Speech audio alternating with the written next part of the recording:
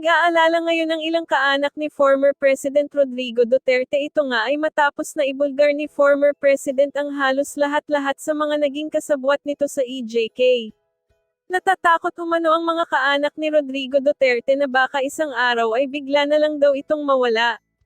Samantala nangako naman ang kinauukulan na magbibigay sila ng proteksyon para sa mga Duterte. Narito panoorin ang video kung paano binuking ni Rodrigo Duterte ang lahat-lahat. Itong mga kaibigan niyo po rito, gusto na po kayong iparelax po, Mr. President. May gusto, ito na kasi yung forum na maybe binigyan ako ng panahon ng Panginoong Diyos na makarating dito. And I can talk publicly. Alam naman lahat ng mayors yan. Kulang talaga ang suporta. Ang pulis ko, hanggang sweldo lang yan.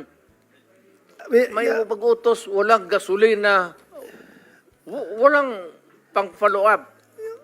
Mr. President, Mr. Chairman, I think it's majority of the members of this committee, Senator Robinson Padilla, Senator Bongo, Yes, okay. Yes, I yours understand. truly, I understand. and I understand.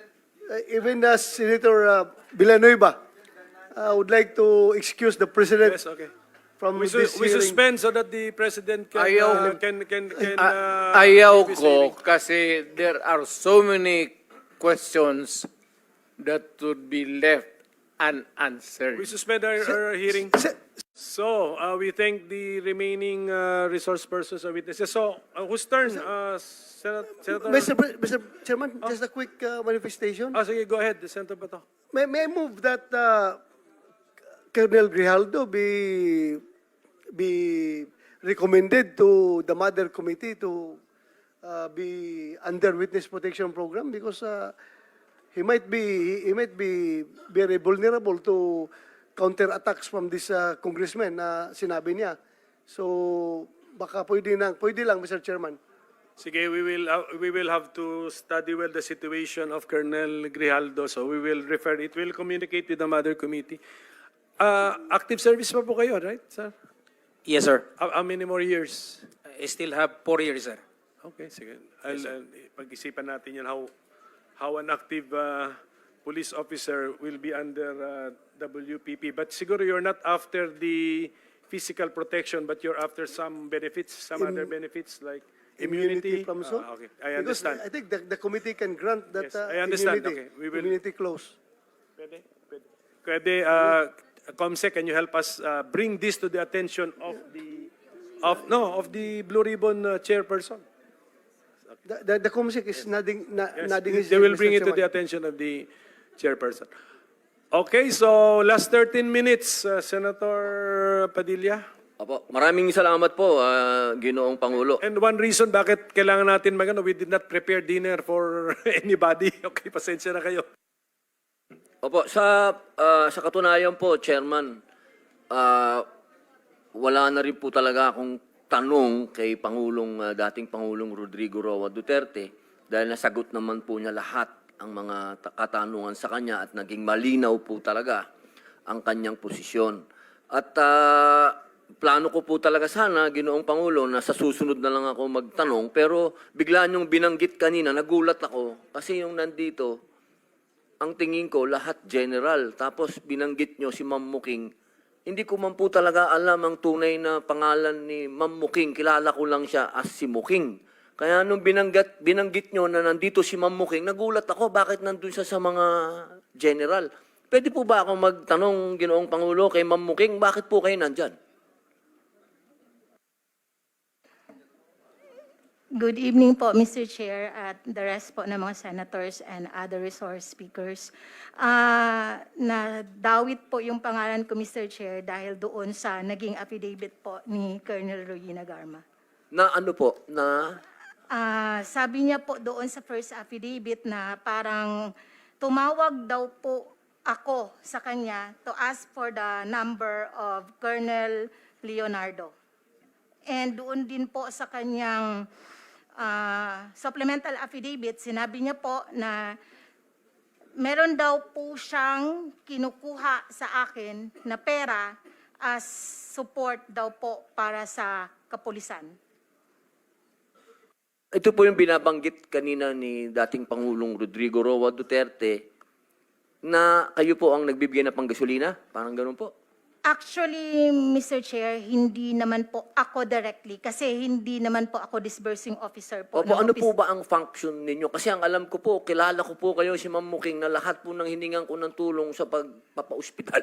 Kayo po ang tinatawagan ko. Yes, Mr. Chair.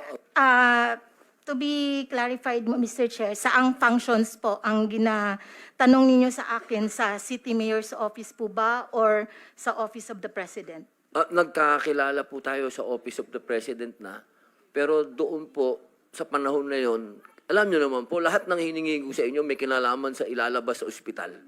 Yes po, Mr. Chair. Isa po yan sa functions namin po sa Office of the President.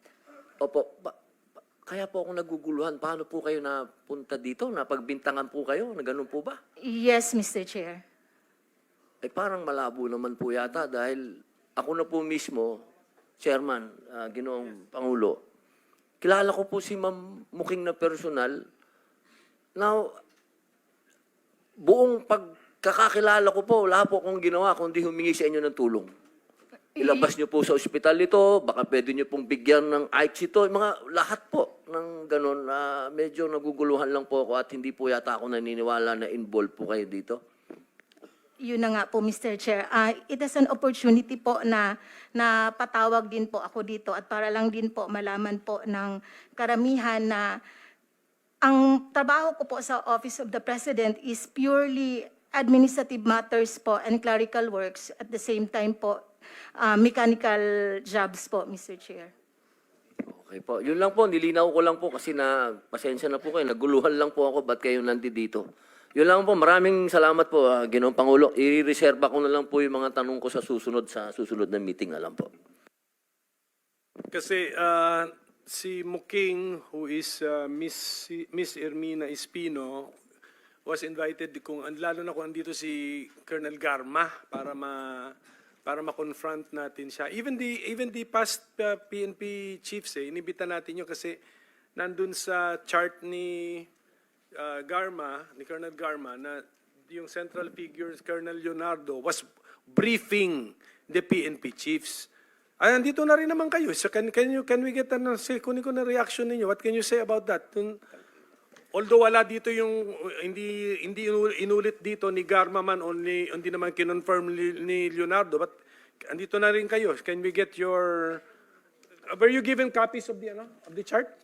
Hindi. Bigyan natin sila. We saw it on TV, Opo. Mr. Chair. Ito lang po yun. Gusto ko lang, kasi parang ang part ng trabaho ni Edelberto Leonardo, briefed incoming chief PNP, etc. So, yun, being those PNP chief, can you comment or react to this allegation? Yes, thank you very much, Mr. Chair. I became the officer in charge of the PNP starting October 14 up to January 19. On January 20, I was appointed as full-time chief PNP. Of course, I would not deny that I know Colonel Garma, Colonel Leonardo, being assigned in Davao and being a resident of Davao.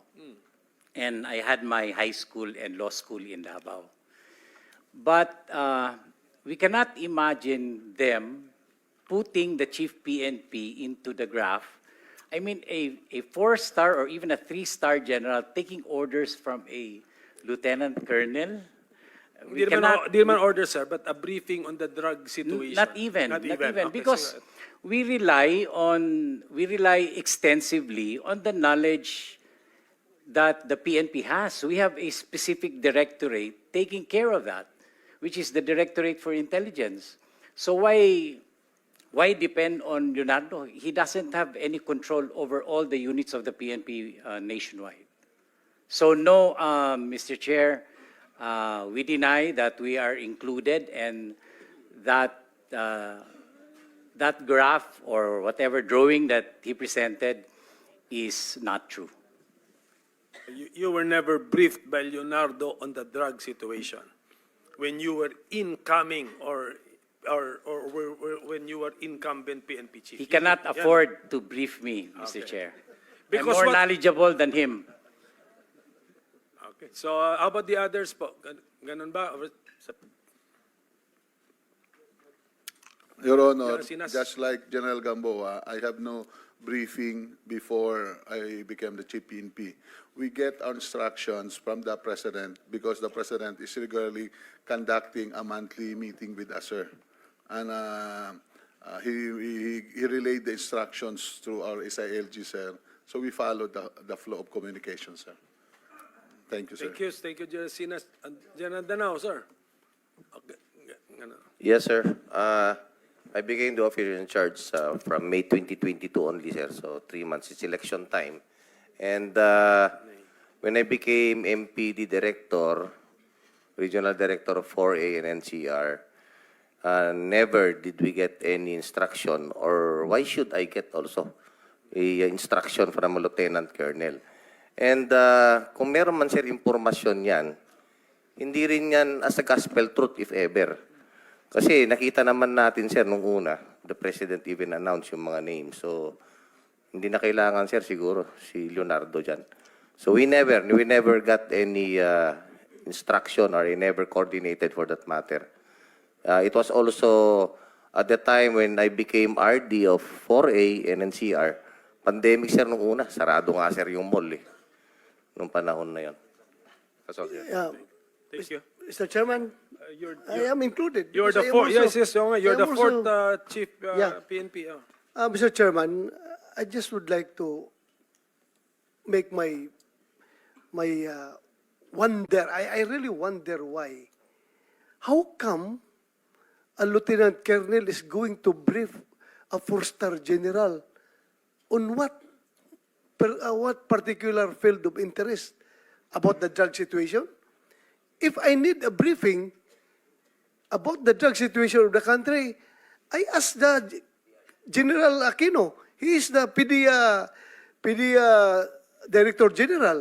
I ask the Director for Intelligence because alam niya yung pangyayari sa Pilipinas. Or I may ask General Ferro, my anti-illegal, my drug enforcement unit chief.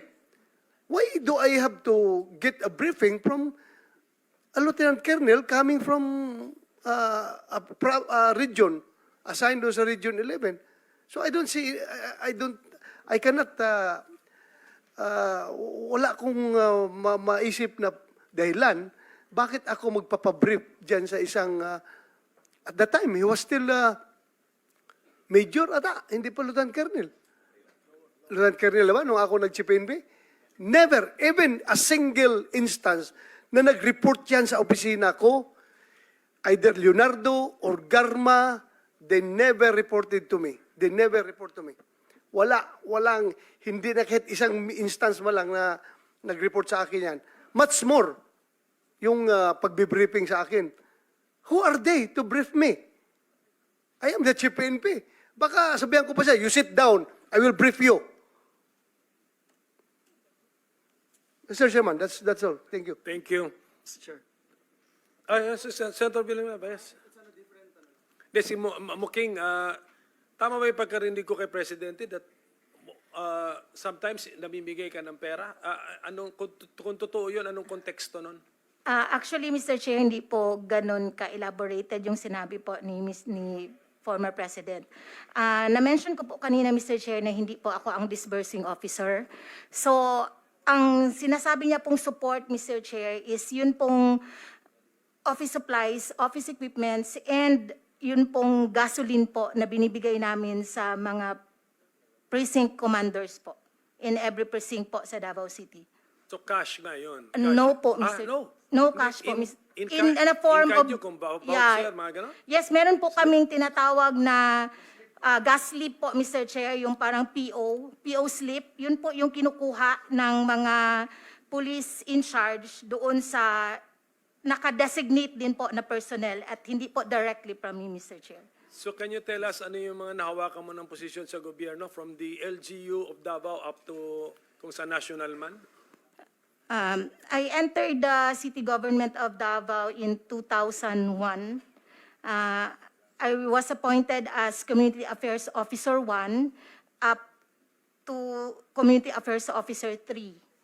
Then before the end of the mayorship of the former president, I was promoted again to supervising management officer. And by that time, Mr. Chair, I was seconded to the office of the president last 2016. So nung natapos na din po yung term ni Mr. President, nabalik na din po ako sa City Government of Davao, occupying the same position. So all the while, LGU employee ka pala. Yes, Mr. Chair. Thank you for that. Senator Villanueva? Just that one follow-up question. When you were giving this what's that gas? Gas sleep. Oh, what was your position then in the palace? And not in, I may clarify, Opo. Mr. Chair. Sige po. Hindi- Sorry for my innocence. I'm just a little bit confused. Yung you were na-mention- you were part of PMS ba or PNP or No, Mr. what? Chair. Sige, please. 2016 po, as I had mentioned earlier, I was seconded po. So, naging Assistant Secretary po ako ng Office of the President.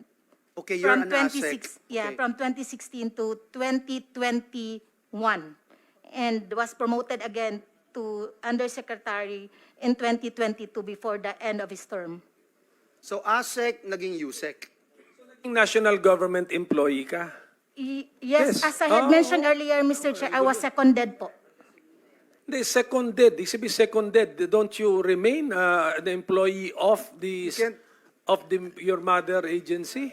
You keep the original position, Mr. Chair, but the moment you will be seconded to the different office, you will keep the position of the new office, of the adopted office. Sino nagpasweldo sa'yo? Sige, para lang ma-simplify. Office of the President po, Mr. So Chair. gano'n. Tapos, pagbalik mo na lang sa LGU, parang yung seniority mo doon tuloy-tuloy. Tama? Ganun ba yan? Nabalik po ako sa dati ko pong position, which is the Supervising Administrative Officer.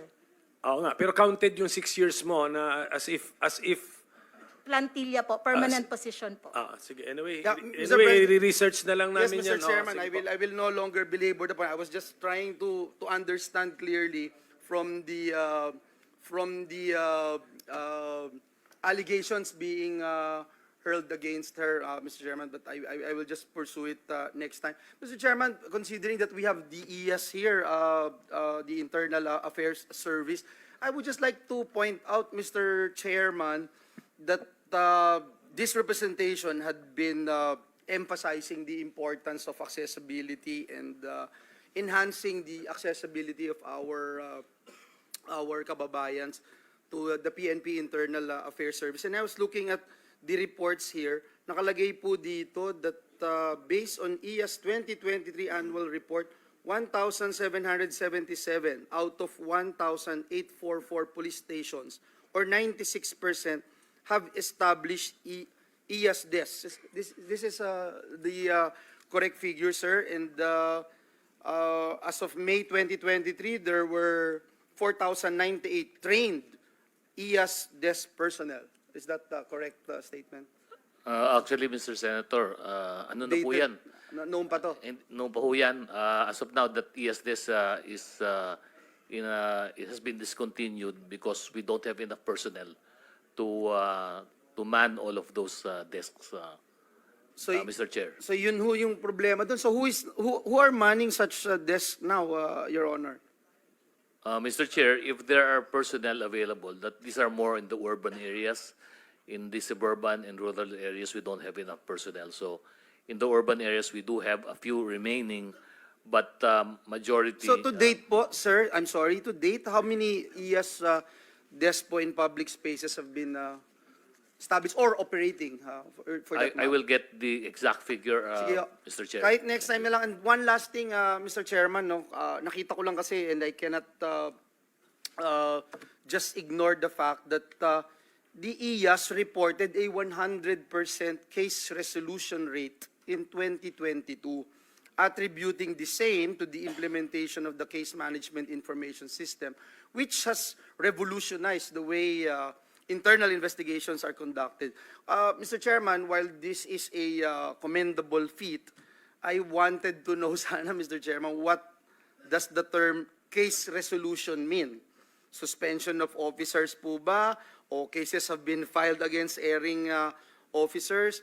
from the IAS resolution po ba, may mga actions that are implemented or taken against erring officers? Ano yung reparations na I suppose were made to the relatives of the victims, if any, Mr. Chair? Please. Mr. Chair, the 100% case resolution refers to the timeline within which all of the administrative cases should be resolved. Dahil po ito ay summary So hearing. target yun, no? Targets po yun. Ano? So within a certain period or within a certain timeline, we should be resolving all of these cases from the start up to the end, which is the time when we render a resolution for elevation to the Chief PNP.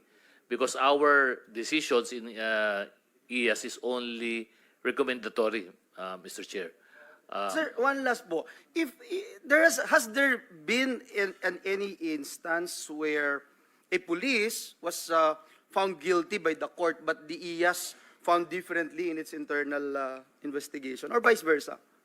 I can recall, but this will be more anecdotal because I don't have the files with me, Mr. Okay Chair. lang po. But we do have cases where, in fact, it's the other way around. We have exonerated them, but the court found them guilty. Okay. So, Thank you, we have Mr. those Chairman. situations, Mr. Chair. Thank you for that clarification. Thank you, Mr. Chair. Colonel Grijaldo, kayo ba'y nag-oath kanina?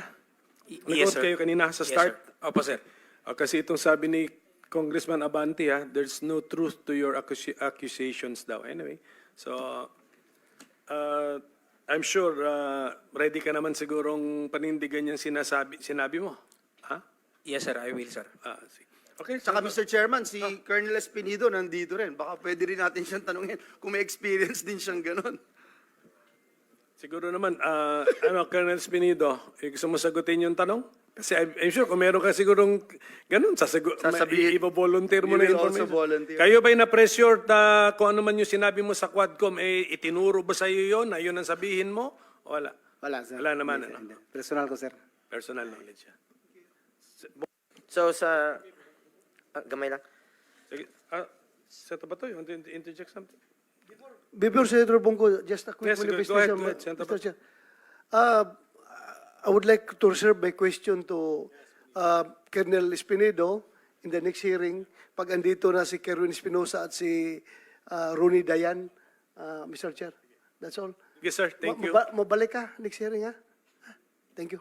Thank you, Mr. Chair. Ang next hearing, we will have to set the schedule pa. So ngayon, wala pa tayong fixed schedule. Babalik po kayo lahat, pero except siguro mga PNP chiefs, unless you want to confront, unless panindigan ngayon yung chart, ano namin kayo, tawagin namin ulit kayo.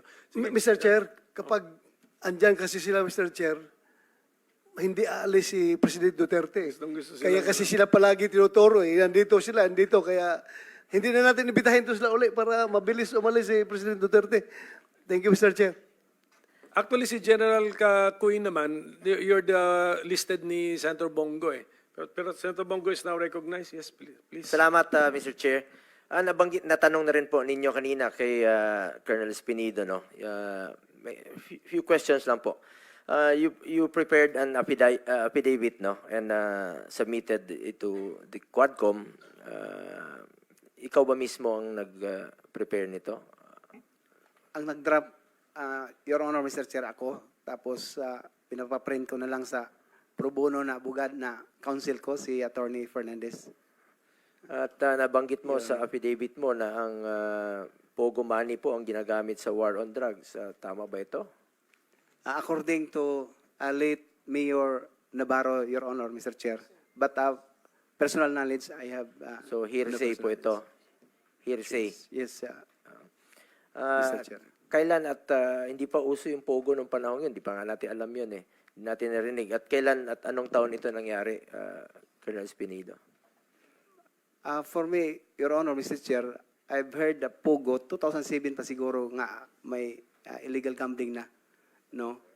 Pero sa what I've said, mention ni late Mayor Navarro, right after na kung matandaan mo, Mr. Chair, Your Honor, na nagtawag ka na cleared na si si Navarro, kasi nagpunta siya sa inyo na parang nagsasabi siya na hinanap ko siya, target ko siya, when in fact, ako ang chief of police at the time sa Uzamis. Wala akong pakialam sa Clarin, so focus ako sa Uzamis. But then, dumating din yung punto na parang nagpakialam ako sa ibang lugar na hindi naman totoo.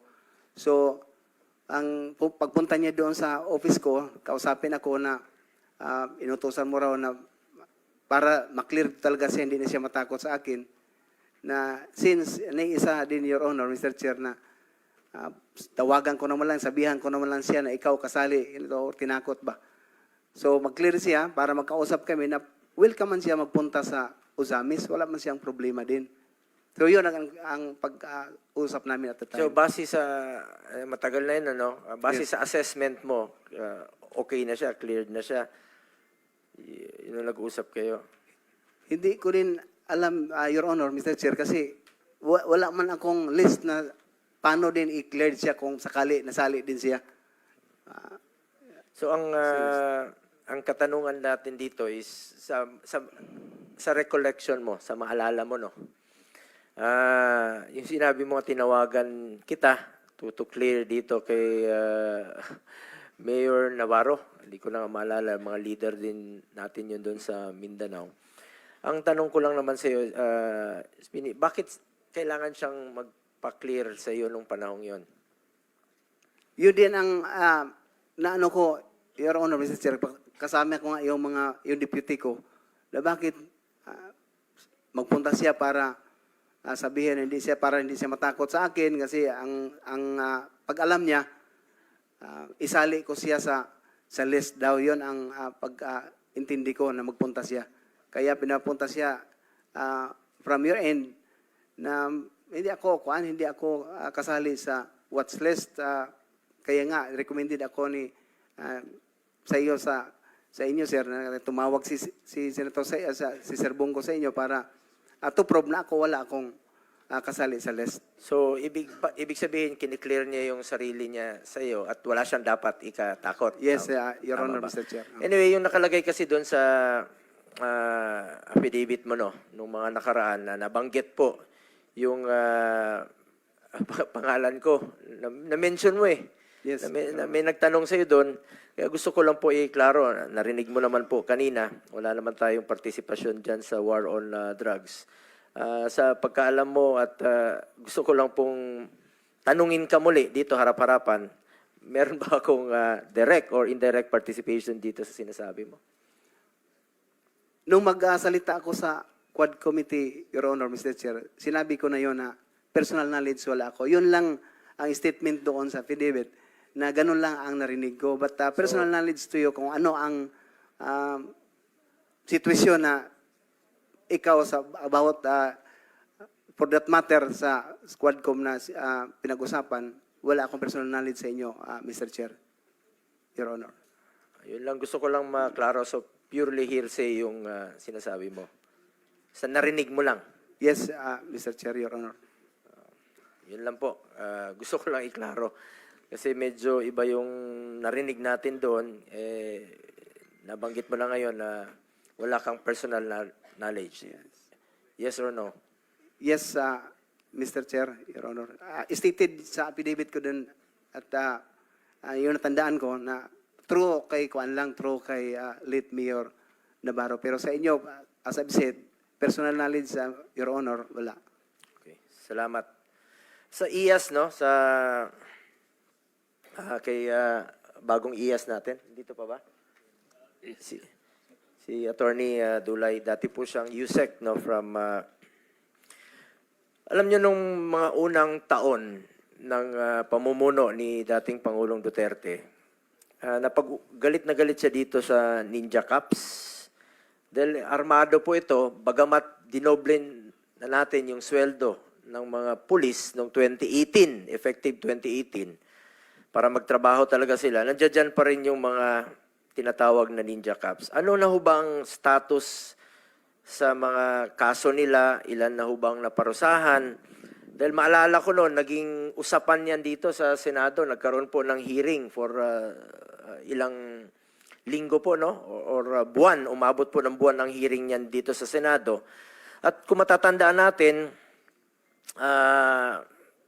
naimbestigahan ito sa naimbestigahan po ito sa Senado noong 2019 kasi ito nga yung rason na galit si PRRD sa Ninja Cups.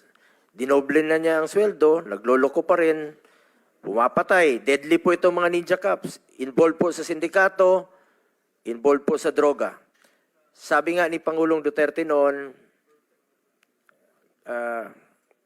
wala siyang inutos pumatay ng inosente. Galit siya at gusto niyang, sinabi niya kanina, wala siyang inutos pumatay ng inosente, galit siya at ang gusto niyang tugisin ay ang itong mga Ninja Cups na ito. Kaya ako tinatanong ito dahil kumakalat po sa SOCMED, no, sa social media, ang splice video where I was quoted that I said a reward system on war on drugs. Hindi po war on drugs yun.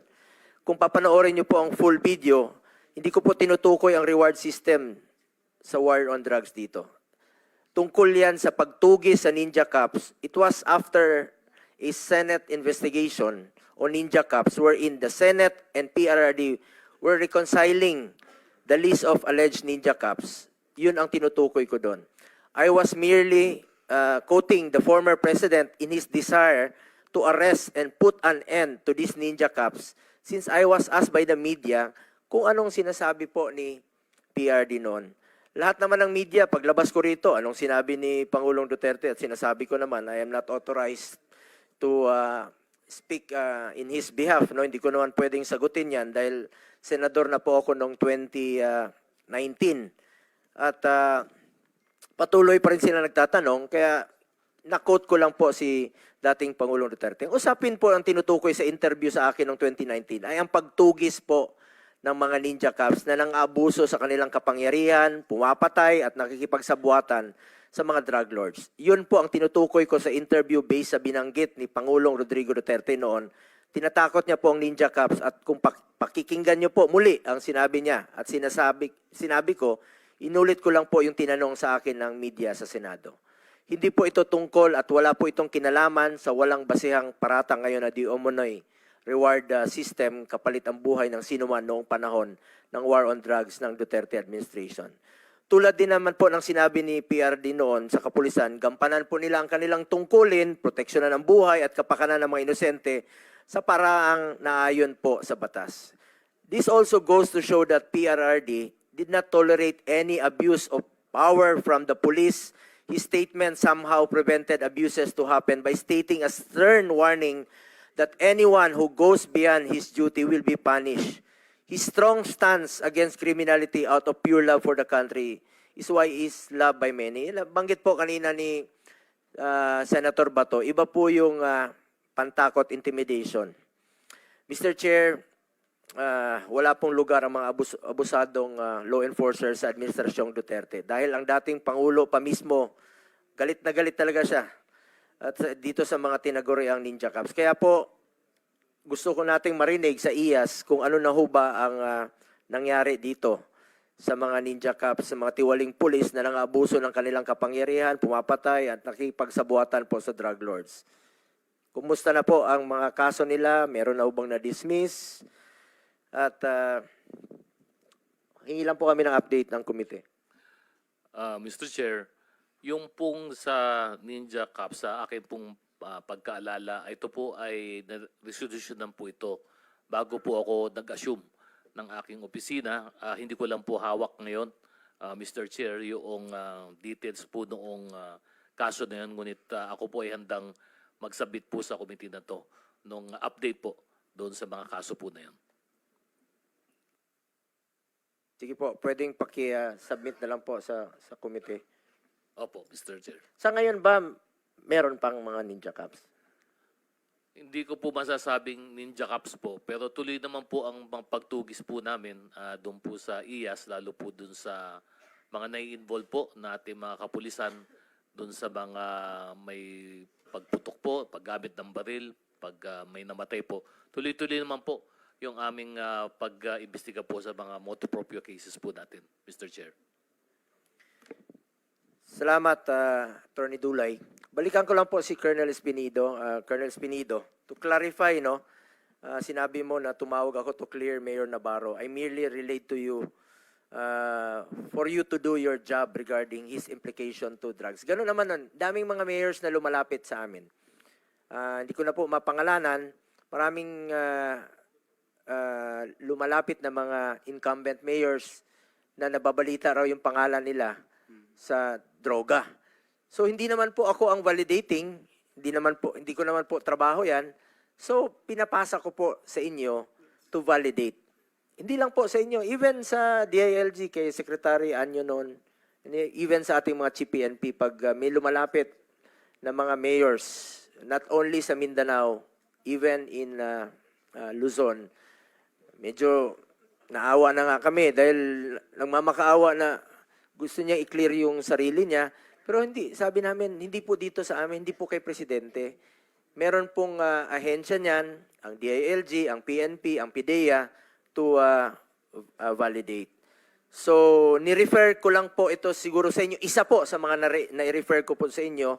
I did not tell you to clear him. Wala naman po akong alam o mandato o katungkulan dyan sa pag-clear. Kayo pong nakakaalam. Trabaho nyo po yan bilang police doon sa area ninyo.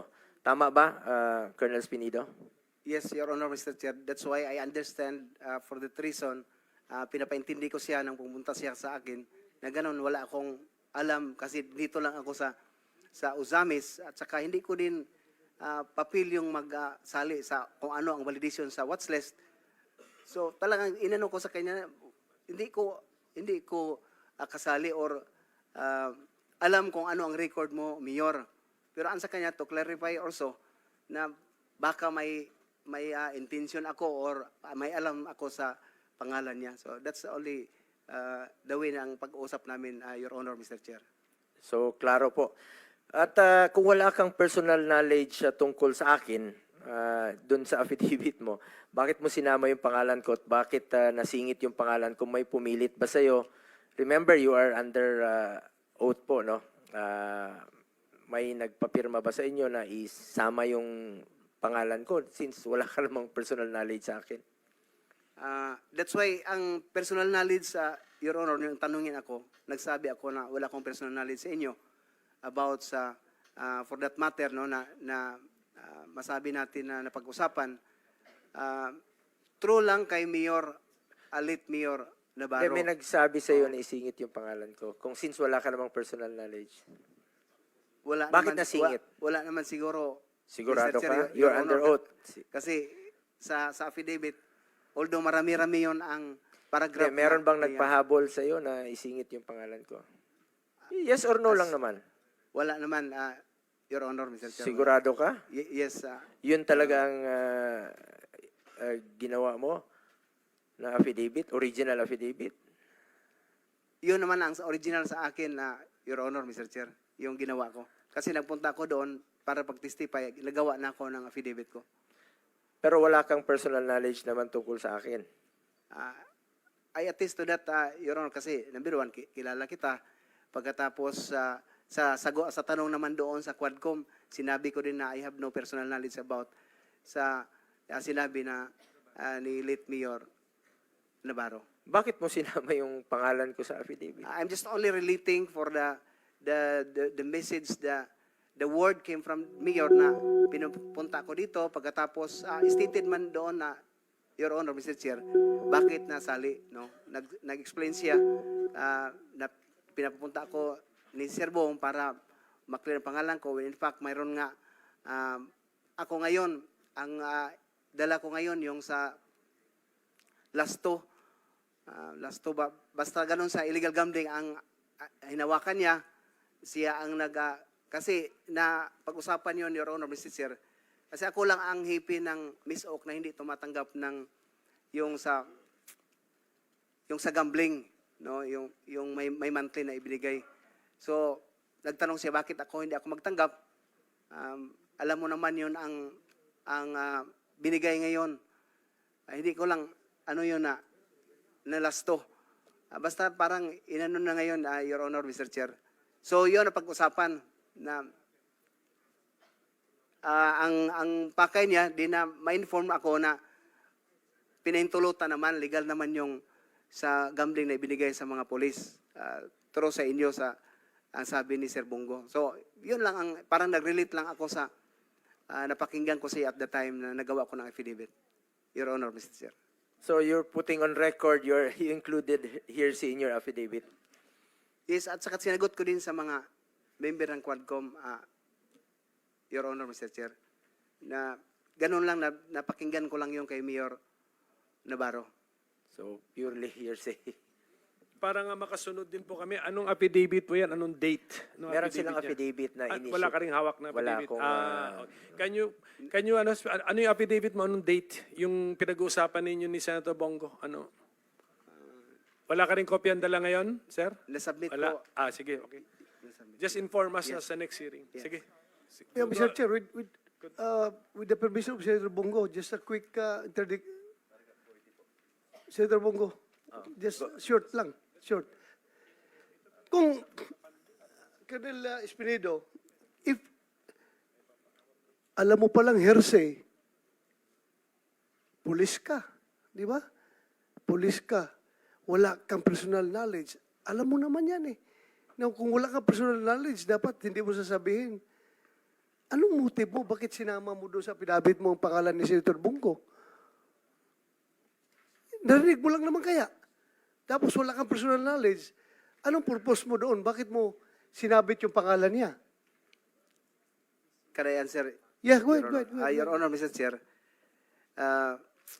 what did the Quadcom committee happen is to legislate aid of legislation.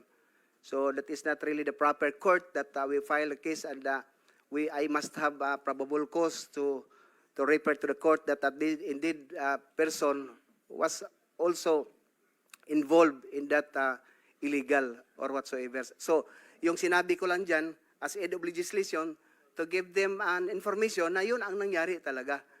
No? In aid of legislation, tapos manira ka ng reputasyon ng tao na wala ka naman palang personal knowledge. Sabihin mo doon, anong in aid of legislation na makukuha doon ng Congress?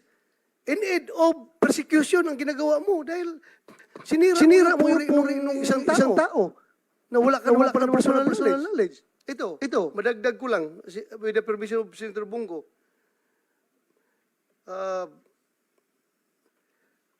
2:34 ng oras doon sa Quadcom hearing, sinabi mo, a third hearing, Senator De La Rosa and Senator Bongo called him to clear David Navarro of Clarin, Misamis Occidental, who was then included in the drug list. Mayor Navarro was funding the reward system through STL. Dalawa kami, tatawag sa'yo na i-clear namin yung si Navarro. Tumawag siya, tapos ako tumawag rin ako sa'yo na i-clear si Navarro. Please enlighten us. Bakit dalawa kagad kami nilamp mo na tumawag para i-clear si Navarro? Ang hirap intindihin. Bakit nagkasabay pa kami tumawag? Hindi na magsabay, Sir, Your Honor, Mr. Chair. Sa totoo lang, tumawag ka sa akin. No, una si Sir Bong, nagsabi na wag mo nang galawin si Mayor Navarro kasi wala na siya, cleared na siya. Pagkatapos, nagsasabi naman akong totoo, Your Honor, Mr. Chair. At saka pangalawa, ikaw hindi ko nang... sinasabi na nagsinungaling ka. Hindi ko, ang motive lang tinatanong ko. Hindi ko sinasabi na nagsinungaling ka. I may not remember that instance na tumawag ako sa'yo. Kung ikaw, vividly remembered mo, ako, hindi ko ma-remember. Pero nagtataka lang ako kasi kung cleared si si Navarro, sinabi ni Bongo, sinabi ko, hindi ko talaga but anyway, I will tanungin lang kita sa next hearing pag andyan na si Kerwin Espinosa at si Ronnie Dayan. Thank you, Senator Bongo, for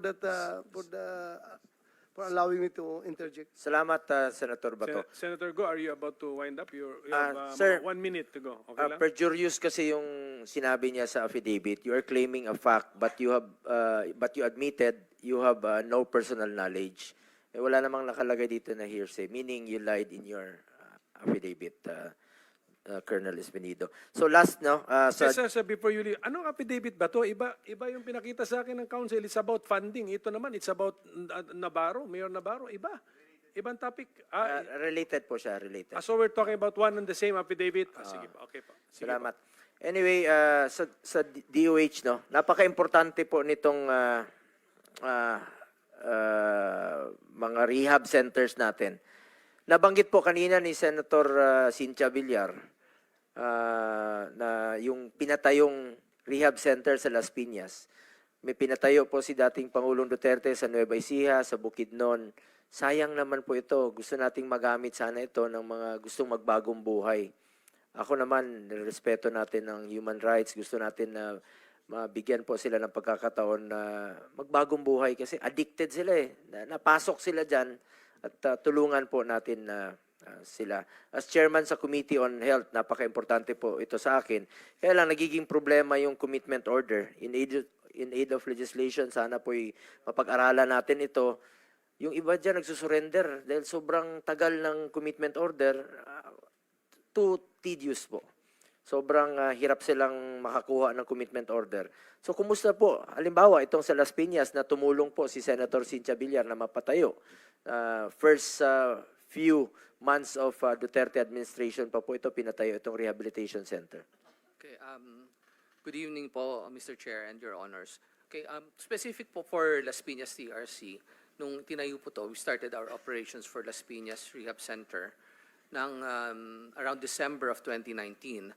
However po, nung dumating ang 2020, dumating po ang COVID, it was used as a COVID-19 temporary treatment and monitoring facility for COVID-19.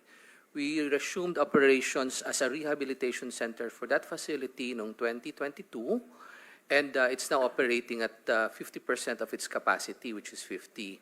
The reason for that is medyo kailangan pang i-enhance yung ating facility, and also the need for a higher level of budget po for that. As far as the other facilities are concerned po, Malaybalay and also Mega, they're fully functional naman po. Siguro sa Mega TRC, which is in Nueva Ecija, medyo naparami lang talaga natin ang capacity niya. But it's fully functional, same with Malaybalay TRC. Now on the aspect, yes sir. Meron na ho nag-graduate sa mga... Yes po. Ilan na ho? Hindi ko po alam ang numbers, but I can submit it to the Please, committee. writing na lang, pakisubmit na lang po sa committee. Yes po. And Thank you, Senator. One more po. Doc, sige. Oo. 7 Yung hours tungkol ka sa- na rito, so you really have to... Yes, sir. Yung tungkol naman po sa difficulty in admissions, part po talaga ng RA 9165 na kailangan kumuha ng court order. Opo, so that's part of 9165. Now, if I may continue, Sir Koy, for So, ang DDB po came up with the TCO, the temporary confinement order, which is something that we will use to enhance, to make it easier for them. Likewise po, only a small percentage of our persons with substance use disorders need to be admitted in a rehabilitation center. So, bago po natin sila i-admit ang isang drug user, i-assess po natin ng mabuti, see the level of severity ng kanyang addiction, mild, moderate, or severe, and then we push them to the appropriate rehabilitation program. With that po, with that method po, what we are seeing right now is there are more cases being seen sa community-based programs natin at saka sa outpatient programs. Doc, siguro yung mga experiences ninyo dyan, lalo na doon sa Mega, sa Nueva Ecija, at saka Malaybalay, Bukidnon, kung ano lang yung, give us a feedback na lang, as we implement it, ano ba? Will do, sir. Ngayon, nag-system court order, no? Para ka mapunta ng court, di ba? Court order for kaya nga, admission, court, sir. oh. So, pero sa may binanggit kang DDB, so si General Cuyata was raising his hand. Sige sir, can we keep it brief? Kasi nahiya na ako sa mga, wala tayong hinandang Yes, dinner. sir. Thank you, Mr. Chair. Tungkol po doon sa requirement for court orders sa both voluntary and involuntary confinement sa rehab center, provided po sa 9165 yung requirement na yan. However, we have submitted a proposed legislation po, amendment sa batas na yan na tanggalin na yung requirement for court order for voluntary confinement. Instead, yung patient po will just sign a waiver na pwedeng protection naman po ito ng mga TRC natin kasi there are instances na may mga pasyente na miski voluntary siya, after some time, after a few months, hindi pa tapos yung kanyang 6 months confinement, gusto nang umalis. At pag hindi naman po yan pinayagang umalis, arbitrary detention naman po yung rehab center natin. So it's a form of a protection also. So, thank you, Mr. Chair. So thank you for enlightening us. So, pero anyway, ladies and gentlemen, lady and gentlemen, so general thanks na lang to all of you, and general thank you message to all of you for attending our first hearing. Definitely may susunod pa po ito. And COMSEC, let's invite na this time mga incumbent PDEA, incumbent DDB, incumbent PNP, high-ranking officers and officials. So, with that, so maraming salamat sa inyo lahat. And Bong, no objection tayo. We suspend our first hearing of the subcommittee of the Blue Ribbon investigating the Philippine War on illegal drugs. Magandang gabi po sa inyo lahat.